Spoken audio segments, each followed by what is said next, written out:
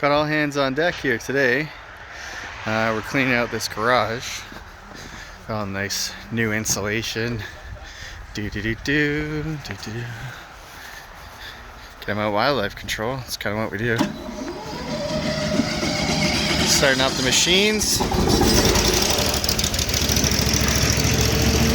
Got the old protector. So what we're doing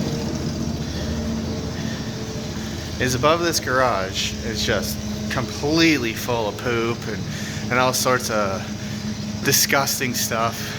You can actually see a squirrel hole from where I'm standing all the way up to the roof. So what we're going to do is we're going to suck out all the insulation through the machines, and then once it's all done, we're going to disinfect everything, make sure all that contamination is gone, and we're going to put in all that new insulation way over there. So here comes Nick. Smile, buddy.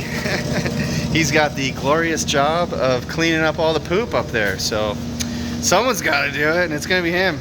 Right, Nick? Alright, so he's going to squeeze this little hole.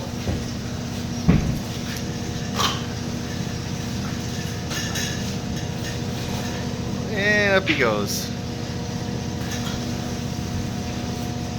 Shoot. Yeah. 20 seconds. That's what we do.